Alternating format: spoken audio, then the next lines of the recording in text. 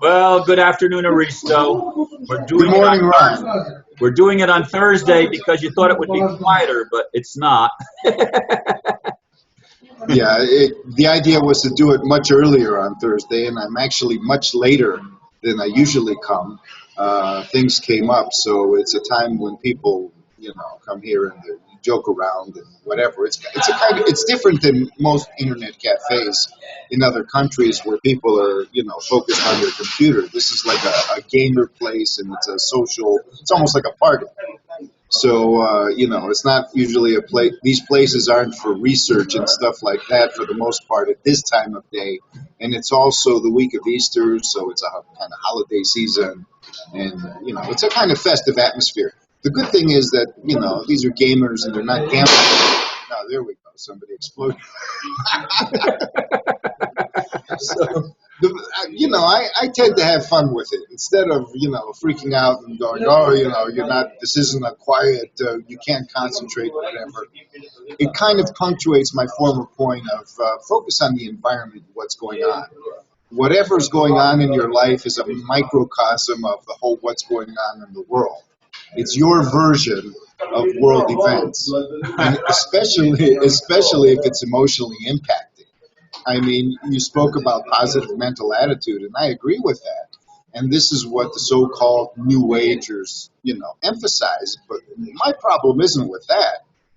My problem is with the rejection of the emotions and the rejection of emotional states and the emotional attitude, the controlling of the emotional attitude. That's what has nothing to do with, whatever the New Age is supposed to be. And I don't even believe in the term. I mean, for me, there is such a thing as perennial wisdom. And perennial means wisdom across the planet, across cultures, across time. And it's human wisdom. And you can discern it, if you just look at a little bit of history, spiritual history, the traditions, everything that's going, even things that people talk about today. And this marketed New Age is a wholly different thing. It's a different animal. The marketed New Age is a mask. And usually that's what happens. We see it in religions. You have somebody come up and express perennial wisdom, the founder of the religion, or the prophet, or whatever. And then everybody else comes around and markets it. It doesn't matter the time period. And then you have a whole bunch of different factions where people come up with their own mechanisms of defense and denial in order to promote this thing. So, and this is I was talking about patterns, and the voices tend to raise up whenever I talk about something that I feel the collective is resisting. And it's unconsciously resisting this. And it also points out to the fact that, whenever you have something that's a major issue, and it doesn't have to be a conspiracy zone or the fact that with your video, people couldn't really discern it. They couldn't see the video. It became private, you said, the one you did about cognitive dissonance and the New Age and all that. However, the issues are emotionally charged. It's not that this whole New Age thing is very popular. It's not like it's a major religion. It can't be because there's so many ideas that differ. There's not one thing. You can't form a religion out of, it's like Gnostic Christianity. That wasn't really a religion as a unified thing because there were so many factions on it. It was more or less a general belief system. And the belief system became repressed because the common factor was you can discover God from within. However, the other common factor, maybe not so common, was that the world is either an illusion or it's a torture place, a work of the devil. And these things, you notice that the marketed versions pick up the worst of the worst of these perennial belief systems. They distort them and they twist them in order to do the opposite of what perennial wisdom promotes. Perennial wisdom promotes the liberation of humanity. It's evolution. That is the common factor. That's why, and so the liberation of humanity, the evolutionary fulfillment, everything, the happiness, the paradise state of the planet, the potentials, these things are human. They're independent of time period, they're independent of culture, they're independent of anything except the fact that we're all human beings. And so perennial wisdom is the basis of being on the same page in my book. It's like common law. Common law is also perennial wisdom. You see it, all over the place. So instead of, but even if I say, okay, this is not the new age, forget about the whole new age thing. Forget about the old age and all that. And this is perennial wisdom. Some people will, well, let's talk about perennial wisdom. And eventually people will start making fun of it. Oh, these are the tenets of perennial wisdom. And they'll be distorted, and then the talk shows will pick it up, hypothetically. And all of this is designed to make a mockery out of it. It's similar in my book to the biblical dictate of do not take the Lord's name in vain. That, and I think we talked about it in the former video, this is taking something sacred as perennial wisdom and profaning it, turning it into a common mockery of something that people use to compensate for their insecurities, whether they promote it and idolize it, like, the person who says, I am a Christian being and all of this, or they throw it down the tubes in order to step on it and raise themselves over it as something, well, I've stepped on this piece of trash, and I'm better than all of you because I don't buy into this crap. So the problem is our categorizations are being manipulated. And they're not just being manipulated by other people who are in some conspiracy thing, in my opinion. They're manipulated by our own psyches. That's the problem. Our own psyches that tend to deny, that tend to look for something convenient and easy because something inside of us concludes, I can't face this. And it's good to have a positive mental attitude when you move to face something. But if you use the positive mental attitude as a weapon against facing something to keep promoting this attitude of denial, then you're going down the tubes. You mentioned this guy, this guy's a nutcase, whatever. He acts like one. And he acts like one because of denial. There's denial going on. And as you said, you wear this plastic mask, you start reeking. The more you try to repress it, the more it reeks out the seams, and it comes out as putrid, as disgusting. And this is like, well, you're not accepting, you're not judging. No, it needs to be seen. The pustule needs to be seen, to be identified in order to address it. That's the only way that healing can happen. I mean, this has been the same thing over and over. And what's happening now in the world is that people are more and more unable to avoid the signs that say, okay, you have to face it. They can cry, they can scream, they can, hubbub all over the place, create confusion, divert the topic into something else. You see structures, events going on that computer communication doesn't work, it gets bogged down. Because most of our, you mentioned we don't create our reality. Even at the individual level, what we create is based on the reality of denial. We invest so much energy on denying. If we can invest even a fraction of that energy on acceptance, then, many things would change. But we don't even realize how much energy we're investing in denial. We don't want to realize it because when we do, we end up punishing ourselves.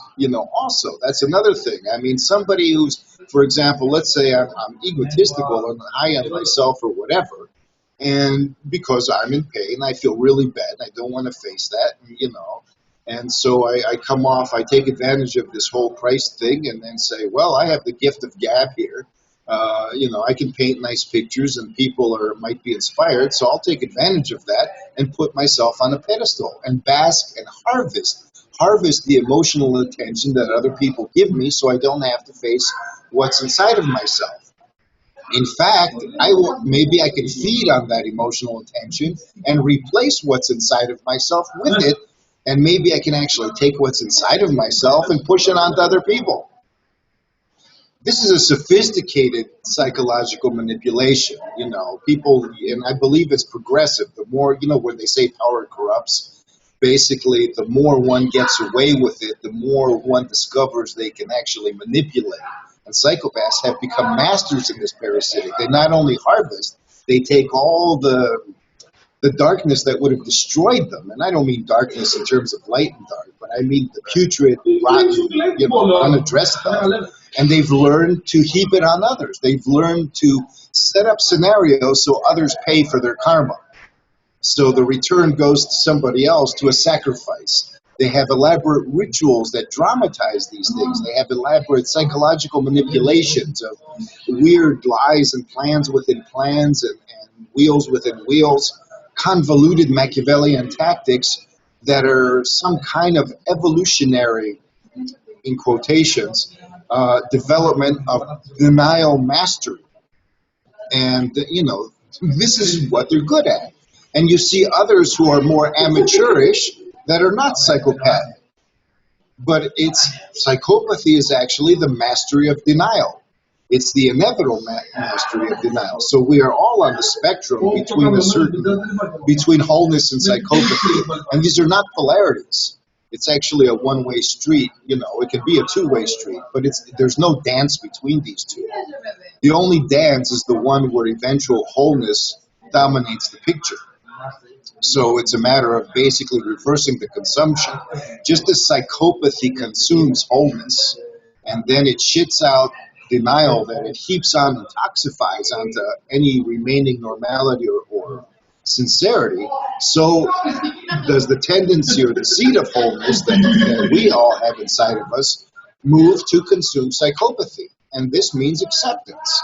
It also means to have a loving attitude. And because we cannot distinguish between our mental attitude, our emotional attitude, and our sensate physical attitude, things get confused, because you say, well, let's have a positive mental attitude. And then people start denying. Oh, you're too negative, you're this, you're that. Well, those people don't have a positive mental attitude. They actually have a denying emotional attitude. They're trying to repress somebody's emotions. And that is not a positive mental attitude. When you have a discussion that turns into a trollish argument, and of course it's disturbing and painful and people are hurting each other, but at the same time, when somebody says, stop the argument now, don't throw fuel on the fire, ignore this, turn away from it, well, isn't that denial as well? There's something that's coming up and it's a common issue. The thing is, it's not the argument, the topic of the argument that's what should be examined. It's the emotional charge itself.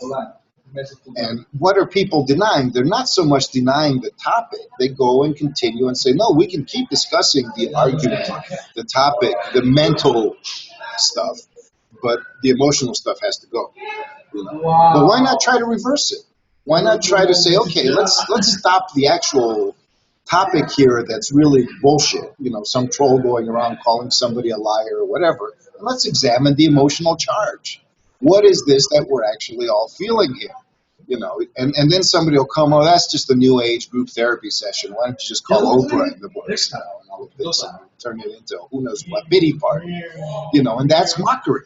And mockery is designed to shut the emotions down as well. You feel shame, you feel guilt for being so new agey and floaty and whatever. You basically don't feel empowered, and basically you are forced to image yourself as a victim or somebody who a psychopath would call deserves victimization because you're so wishy-washy, or you're not a man, or you're not womanly, or you're not whatever.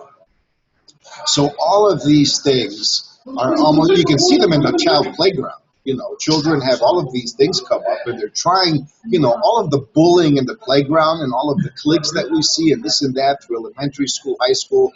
These are children who are trying to do as they are being conditioned to do. They're socializing. They're trying to become as they see their parents are and as they see other adults are. So they engage in all the same behaviors that the adults do. And the adults say, oh, don't do that and don't do this. So then the child thinks, oh, I just need to be more sneaky about it because the adults are doing it. So I just got to be more clever. And so we're teaching our children psychopathy without even realizing. the teacher comes in and the bully hits another kid, the teacher punishes both of them. Or if the teacher punishes just the bully, the other kid says, well, maybe I can manipulate the bully into getting pissed off, and that way I'll get back at him because he's going to be punished. So there's all kinds of things, and the only way we can manipulate is through wearing masks. We don't want the other person to pick up on what we're doing. But more importantly, even if they pick up on how we're feeling, because you notice the psychopaths don't mind that. They say, okay, yeah, you can figure out what I'm thinking, because then it's like a chess game, especially if you're one of us, the infighting zone, the chessboard. We all know what each other is thinking, and we're all maneuvering. But what is each other feeling, and not just on the surface, the aggressive hatred and all of that. What's really, really underneath, because we're like one of those, I think, ash trees. These trees are basically have a whole forest, but the forest has a common root. There's a root system, and then you have all these trees growing from the same root system. And so all humanity is like that. We're all different trees, but when you go into the deep collective substratum, we all have a common root system, and this root system is where the nutrients are coming through. This root system is basically what's coming through as the sap and the energy of our pillars, of our being, and it's inspiring us or despiring us or whatever it's doing. So going into the collective, and that's where reality is created, from that level. The psychopaths believe they can go back and manipulate the root system, but there are deeper and deeper layers. The life force of the planet, let's say, it goes into a very deep layer of groundwater where the deepest roots go, and these are all accessed by feeling. You cannot access, the only way the mind accesses it is if it piggybacks the feeling, if it interprets the feeling and understands the feeling. This is our reality. We say truth is relative, all of this. As I said before when I wrote a comment on your dissonance thread, emotions are paradoxical. You can feel hatred, love, all of these all at once in a crazy jumble, but the mind flips out and is dissonant. And that's paradoxical. It's not just paradoxical, it's contradictory. Why can't the mind handle the emotions? It's evolved along the same lines in the same being. The mind should be actually adapted very well. Its whole purpose is to handle paradox, the evolved mind, the mature mind, but we are wounded minds. And the thing is, a positive mental attitude, when it's used to slam down the emotions because the mind doesn't want to experience, and really the mind isn't an emotional creature. So there is no such thing as cognitive dissonance in terms of mental pain. It causes emotional pain. Cognitive dissonance is a feeling. It's when basically the mind attacks the emotions. And then at the same time, part of it says, well, no, it's not this. It tries to support the emotions. So the mind is at war with itself, but the emotions pay the price. And the body pays the price underneath that. It's not just through physical health, but all of the bodies. The body is just the form of the energy that we are, the form of the being and the consciousness. So this is why I talk about the snowman image. In mysticism, but I call it the snowman model. You have the three balls on the snowman, the abdominal pelvic ball, which represents sensate awareness, the chest ball with the heart that represents life force and emotional awareness, and you have the head ball, which represents mental awareness. And then the transpersonal, which below is the divine feminine from the terrestrial aspect, and then the divine yang or active light aspect. That's what light and dark really is. It's earth and sky. The earth is the dark and the sky is the light. But then the sky also has dark. You have nighttime. And the earth also has luminous aspects like magma and lava and, all these lights that come out of the ground and stuff. So they're interchangeable and they're actually dancing. There is an earth and sky circulation going on. We are not allowing ourselves to be the conductors of what is going on. Nature has already established an earth and sky connection, but it's compromised.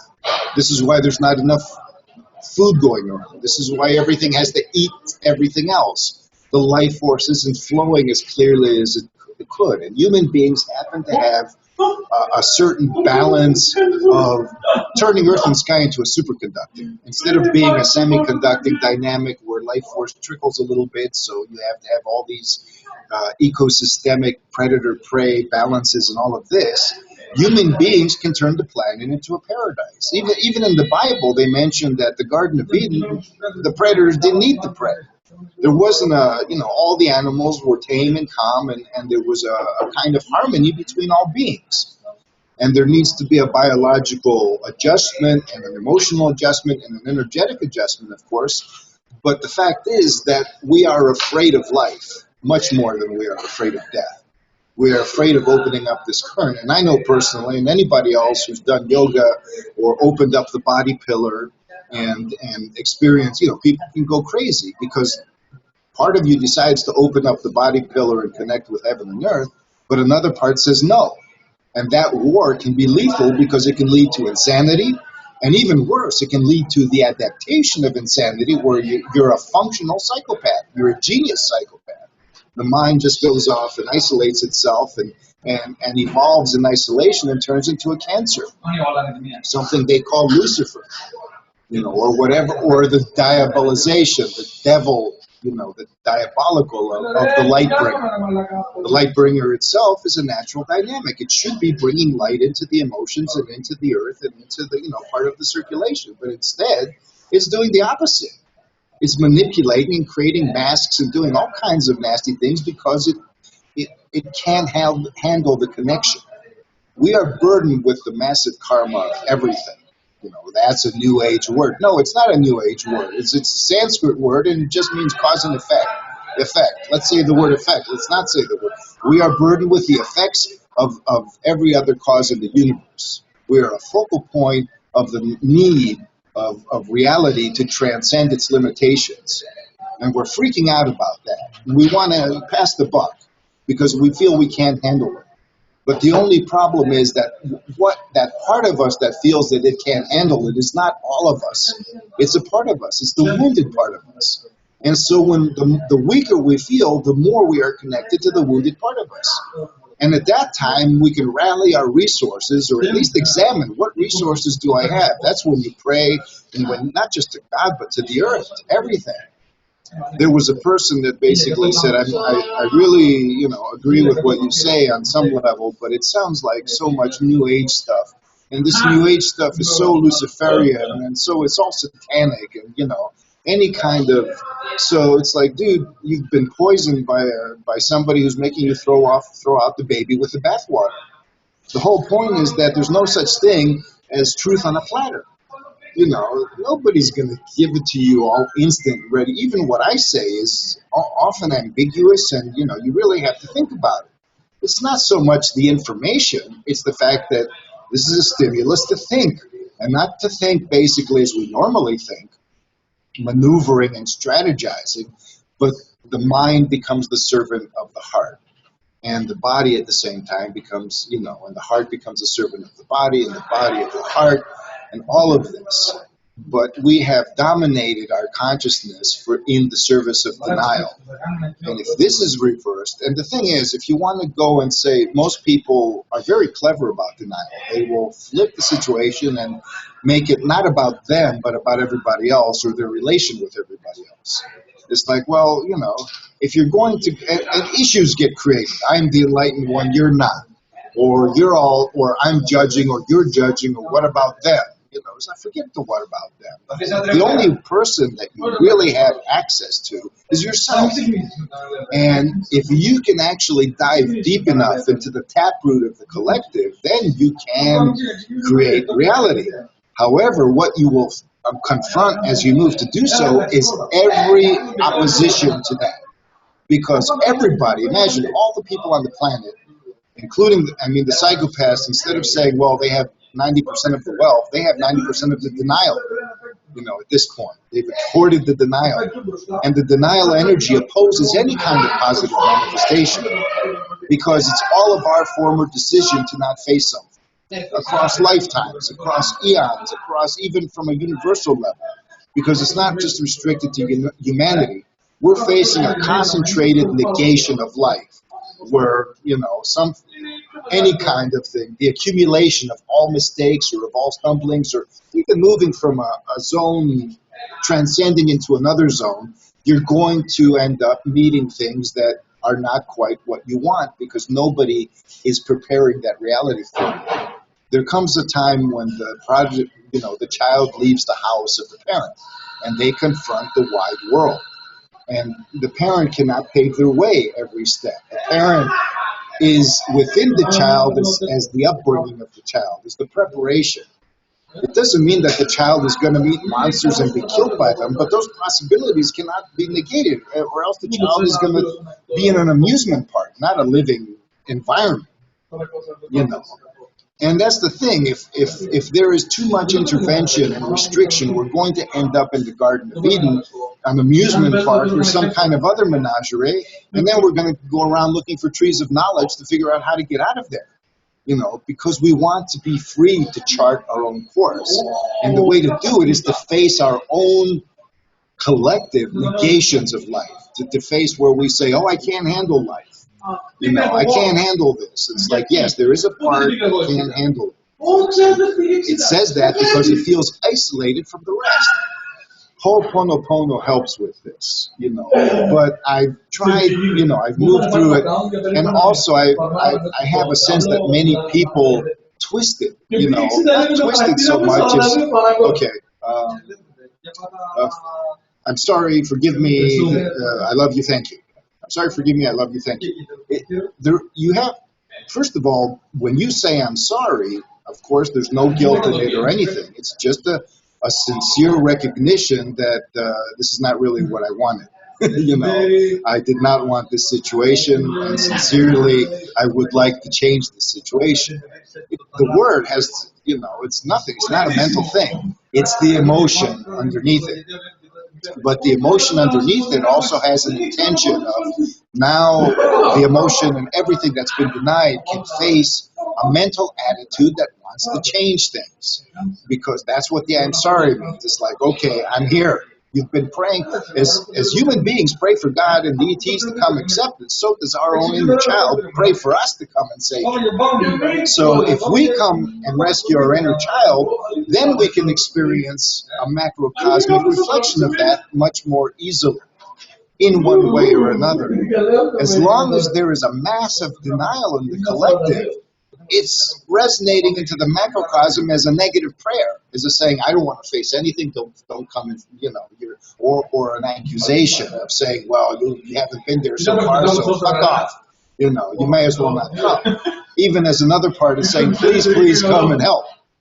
So, this needs to be, and to any kind of entity, it sounds like the Internet Cafe here. You have Aristo talking on one end and then a whole bunch of stuff going on behind him. A lot of it seeming like joking and mockery, and almost like, well, they don't really want to be saved. They're not really. There's a few things coming through, but generally speaking, they're pushing us away. And this is something that's freaking out because there's a lot of energy of saying no, to salvation. That because they're afraid salvation is going to be a reliving of the trauma or the problem or whatever is feared but has been denied for so long, we don't even know what it is. It just pops up here and there in our private situations. All of these trolling things and our arguments are basically resistances. Somebody is bringing up pain and everybody, that's taboo. You can't talk about that. Or you can talk about it, but you can't make me feel it. I don't want to feel it. And that's true. It's like, okay, even your denials, your tendency for denials tell you something. They say go into privacy of your own home and make a commitment with yourself to get into something. Because if you do go into those deep substratas, you're going to confront something that you're going to say, oh, that's why I didn't want to face that. There's a reason for it. It's really, really intense, but you can take all of your experience, your insight, your resources, and by examining the patterns around you, you don't have to, the way I predict things that go on in the world, I just look at my microcosm. It's like a crystal ball. It has all of the patterns, and I discern with my feelings. I don't say, oh, a bird flew overhead to my left, and that's an omen. No, everything that goes on, if your feelings are open, there are responses within.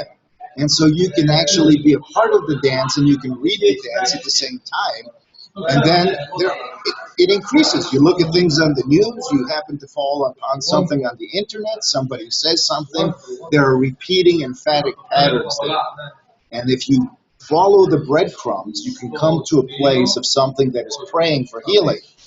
And you say, well, why doesn't it pray to God and just leave me out of it? You know, well, that's the problem. We're part of the fucking chain. We're part of the conduit, you know.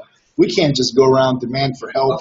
You know, we have everything we need to face what's within ourselves. We don't have everything that we need to face the collective, you know, the psychopaths in the world head on. But, you know, the pathway to giving us what we need to face them is how we resonate facing ourselves, because, you know, the only way that you're going to see these changes in the collective zone is if that taproot is actually accessed. And it's accessed to the point that a thought form is developed, an intention of saying it's not a problem to access it. We can do it. It's not going to kill us. We may encounter pain, but we've encountered pain before. It's not going to be any more than all the pain we've experienced in our lives already. We know pain. You know, we don't want to experience pain, but we don't want to be blindsided either. That's even worse than experiencing pain. Being surprised with it. That's what the psychopaths want to do. Oh, sit down, sleep, don't worry, and then pow, right over the top. And it's happened in the past. So we're afraid of it happening, and then that's freaking. Well, the more we embrace the situation and move and define the pace, because that's what we can do. Positive mental attitude means active mental attitude. It means engaging and participating mental attitude. It means intending to love. I've said this again and again. Our hearts are wounded. It's very hard to really love sincerely, you know, in the way, and people who say, I love you, you know, that's one of the worst insults. Somebody who says, I love you, and then you mentioned it about the person that was talking to you, the one that thought he believes is a cryptic figure. It's worse than passive aggressive, because it's almost like a sin against the Holy Ghost as far as I'm concerned. You're using love in order to hurt somebody. Rapists do that. You know, it's very, but at the same time, you can't criticize, you know, condemn or punish from it. Instead, you reverse it. You know, you say, look, man, my feelings are my feelings. These are it. But my positive intention is to create a result where my feelings can be loving. Priority is my feelings, not the other person at this point. Priority is that I love myself, and that is not selfish and it's not egotistical. In fact, emotion, if you want to get out of the ego, get into your body. You know, really feel your body. Your body doesn't have an ego. You know, the body is. In fact, your heart doesn't even have an ego. It's the mind that creates the ego. And the ego is there to just put everything into perspective. But if the mind enters in service of the emotions, okay, I've changed my stripes. I'm sorry. I'm not guilty anymore. Don't blame me, because we're all in the same boat here. But I want to change things. That's repentance. And then forgive me. Forgiveness cannot occur unless there is healing. You can't forgive somebody for hurting you when you still got the knife in your mouth. You know, somebody stabs you. Oh, forgive me, I've stabbed you. That's forceful. You know, when I'm still hurting, I can't let it go. I still have to engage in it to heal it. So the most difficult point in Ho'oponopono is really between 1 and 2. And once we reach number 2, then we can actually feel the results, because then our emotions come through and give us the reward of saying, isn't it better to be friends, to be lovers, to be together as we were always meant to be? And the thing is, it doesn't happen all at once. Little things, in little events and in little things, the opening occurs, and slowly we get to accept the fact that, hey, I can be a conductor. And then if I can be a conductor, hey, I can be a superconductor. Baby steps, one step at a time, and I believe we can do this. But forget about new ages and old ages and this doctrine. I mean, can we actually go through without, you know, the problem is marketing. And that is the psychology that's been promoted mostly in the West and mostly in the United States. Market yourself, sell yourself. Basically, you end up with 2 professions when you sell yourself. You're either a mercenary or a prostitute. And so, you know, there's nothing else. And those are the only 2 professions that the psychopaths, you know, will accept before they turn everybody into a slave, as is their intention. In any case, this has been a jumble because it's a very difficult issue. The focus that I want to bring has tremendous resistance. And when you hear things, that's why I'm in the Internet Cafe and not in isolation. One of the reasons is to say, look, man, don't reject this. This is the hubbub that's going on in your own psyche whenever you're trying to think about something constructive. And you're not even noticing it. The thing that distracts you into something else or presents some feeling that you don't want to handle or this and that. These are the echoes in the collective right now. Just listen to it. It's all there. There's an emotional turmoil ocean. And I'm just in the middle of it when I'm presenting these things to show that you cannot isolate yourself. Peace is something we choose when it's really required, and it is, but we can't deny the turmoil that's around us. It has something to teach us.